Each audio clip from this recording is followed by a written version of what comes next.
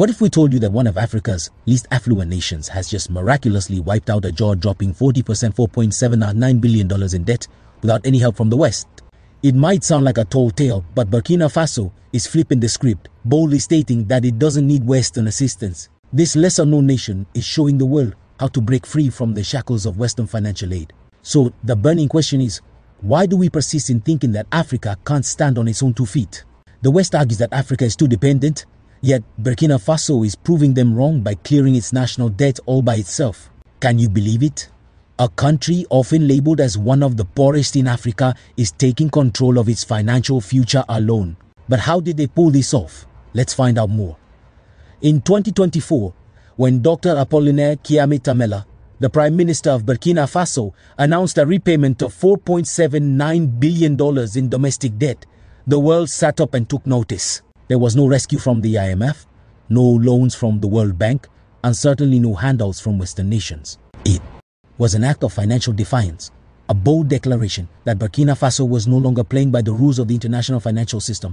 They didn't fall for the narrative that Africa's poorest nations are doomed to rely on foreign aid and loans. Instead, they turned to their people and markets in a region often defined by its dependence on Western financial support. Burkina Faso rewrote the script. But how did this small landlocked country, often written off as a financial basket case, manage to pull off such a monumental feat? How did Burkina Faso pay off nearly $5 billion in debt, all while navigating a volatile political and security landscape? The answer lies in a series of calculated strategic moves that turned domestic debt into an economic lifeline. The first key strategy that allowed Burkina Faso to pay off its debt was a complete shift in the way it approached financing. Instead of relying on foreign loans or aid from Western institutions, Burkina Faso turned inward. The government issued bonds to local investors, businesses, banks, and individuals within the country who had been growing increasingly confident in the country's leadership and economic process. At first glance, it might seem counterintuitive for a country facing economic challenges, including security threats from insurgent groups, to encourage domestic borrowing. But Burkina Faso's leadership recognized that a growing sense of national pride and unity combined with an evolving financial infrastructure created the perfect storm for tapping into local markets by issuing government bonds on the local market. Burkina Faso created a channel through which domestic investors could directly fund the country's debt repayment. This strategy was rooted in trust. Burkina Faso's leadership cultivated a sense of confidence in their ability to manage the country's financial future as the government promoted fiscal discipline and a commitment to infrastructure development. Local investors were more willing to lend to their nation. Burkina Faso was no longer dependent on foreign markets or international banks, but instead relied on the financial strength of its people. This move helped shift the national mindset from a reliance on foreign and aid to a belief in homegrown solutions. The results were staggering. Investor confidence soared, and Burkina Faso managed to tap into an untapped domestic resource, local capital. By focusing on this strategy, Burkina Faso showed that local debt can be a powerful tool for self-sufficiency. That's why dialogue like the one today is very important in terms of a common understanding of governance.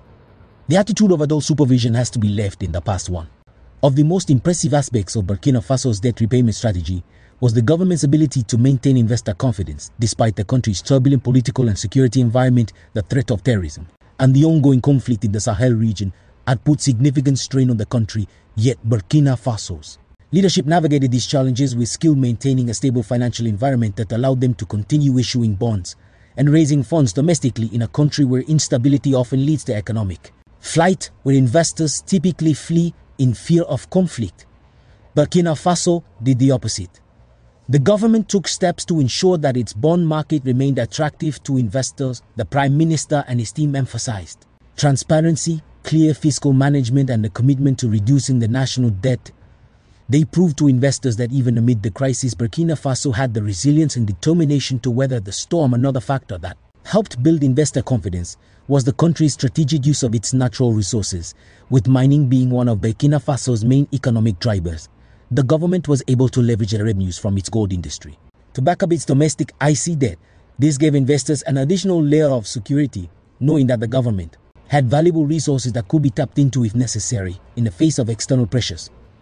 Burkina Faso made a choice that few other African nations would consider. They took control of their financial future and communicated their resilience to investors. Instead of bowing to the West's demands for political change or fiscal austerity, they chose to rely on their financial ecosystem, and it worked while the government was issuing bonds, The broader Burkina Faso financial system played an important role in ensuring that these bonds were purchased and the funds flowed back into the country.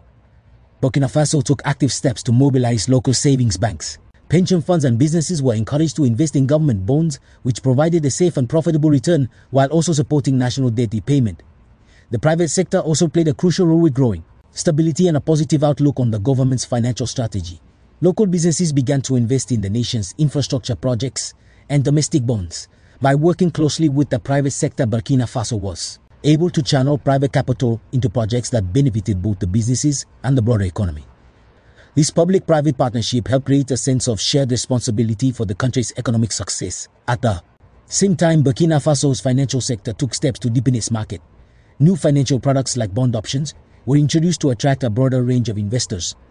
This helped to ensure that the bonds issued by the government were accessible to a diverse group of investors, from major banks to small-scale local businesses.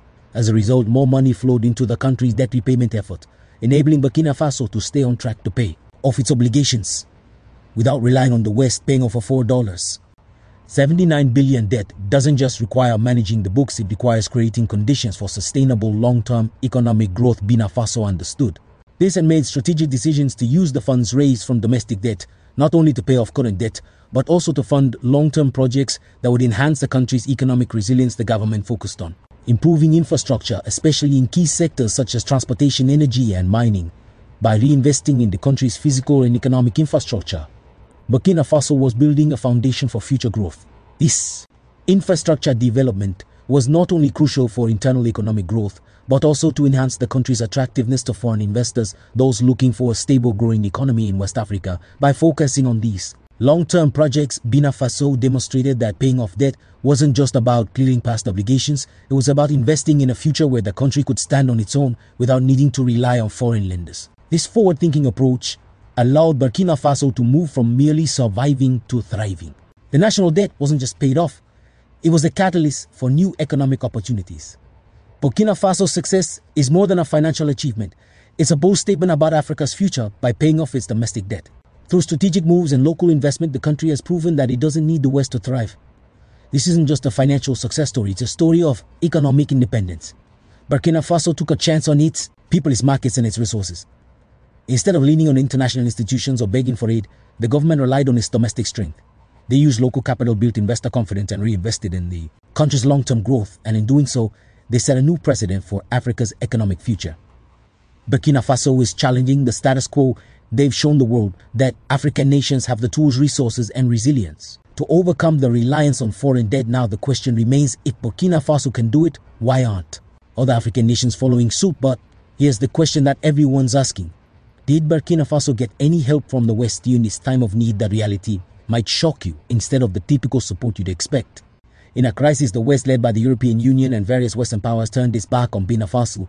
So instead of offering assistance or collaboration, they chose to freeze all aid and impose sanctions after the military coups that shook the country in 2022. The major ST here, NEOs, plans fresh sanctions on Burkina Faso. Mali UN talks fail. Imagine this, Burkina Faso already amid internal turmoil, fighting against insurgencies, dealing with security issues and struggling to rebuild after a political shift, looked to its supposed Western partners for support. What they got in return was not solidarity, but punishment. The European Union, along with other Western nations, suspended financial aid, including vital development funds. This was their way of forcing Burkina Faso into submission or trying to persuade the country to follow Western political and economic directives. The message was crystal clear: if you don't play by our rules, we'll make you pay the sanctions, part of a broader strategy to exert control, one just a slap on the wrist. They were designed to destabilize the country further. The West hoped to pressure Burkina Faso's leaders to step down and abandon their military-led government, which had risen to power after ousting the previous civilian leadership in a coup. Essentially, West's strategy was to make the country suffer, hoping that the people would turn against the government and demand a return to the status quo, which meant bowing to Western demands for political and economic reforms. But what happened next turned the tables. Burkina Faso didn't collapse in chaos or beg for assistance. Instead, the government did something unprecedented. They decided to chart their course. The country's leadership, led by President Ibrahim Traore, faced immense pressure, but refused to bend to Western pressures. They didn't ask for forgiveness and they didn't grovel for foreign aid. They took matters into their own hands. This wasn't a rash decision made in desperation. It was a calculated, bold move. Burkina Faso made a choice that many African countries dare not. They decided they didn't need the West to survive. Instead of relying on international financial institutions like the IMF or World Bank, Burkina Faso turned to its people. The country decided to lean on domestic resources, its people, its local markets, and its financial systems. This was a powerful and revolutionary act, especially considering the political and security chaos surrounding the country. It's not easy to reject international aid, particularly when many African nations are often told they can't survive without it. But Burkina Faso's leadership made a critical decision. They would not continue to be part of the narrative that Africa is helpless. They understood that the West had often seen African nations as perpetual beggars, unable to stand on their own without foreign assistance. Burkina Faso decided to change the narrative entirely. Examples of right or wrong conduct can be found everywhere. We must avoid the temptation to reduce Africa to the lowest common denominator with blanket judgments and generalizations. The decision to reject Western aid and sanctions marked a pivotal turning point for Burkina Faso. Rather than folding under international pressure, the country chose to embrace a new path, one of self-reliance. No more dependence on the West handouts. No more waiting for international donors to decide Africa's fate. Burkina Faso's leadership pivoted to a strategy that was radical in its simplicity. They turned to local markets for support, rallying businesses, banks, and individual investors to back the government's efforts. This decision wasn't made on a whim. The government knew that if they were to succeed, they needed to build trust and confidence at home. This was the real challenge. Convincing the Burkina Faso people and local investors that they could raise funds internally and rely on themselves. What was even more remarkable about this strategy was the fact that it worked despite the prevailing security concerns. The West had counted on the notion that in times of conflict, economies crumble and nations collapse.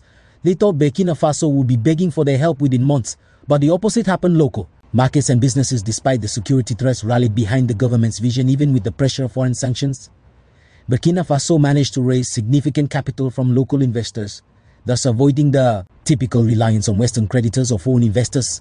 The result, Burkina Faso was able to continue its development projects, pay off debt, and stabilize its economy without any assistance from Western financial institutions or governments.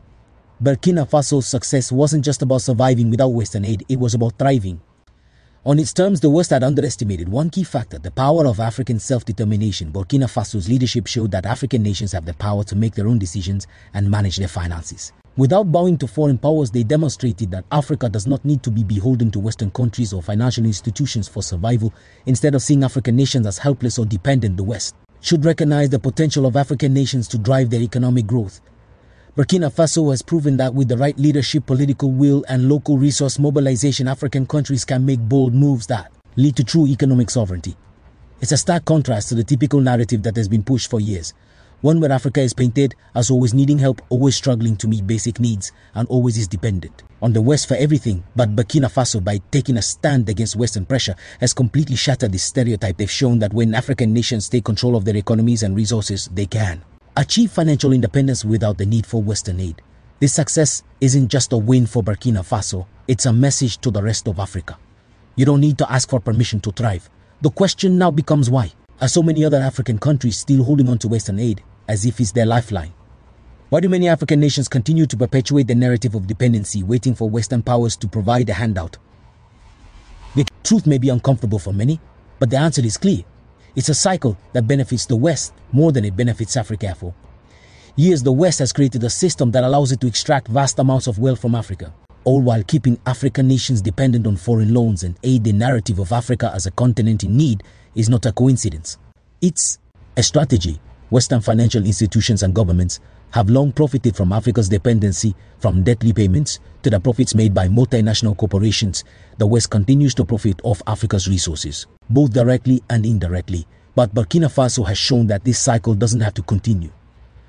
The country has shown the world that Africa can take control of its future without relying on foreign aid. Yet many African nations still cling to the idea that Western aid is the only solution to the problems. Why? The truth might shock you, but the real question is, will more African nations take Burkina Faso's lead and reject foreign aid? Will they break free from the cycle of dependency and finally build economies that work for their people rather than for the West's interests?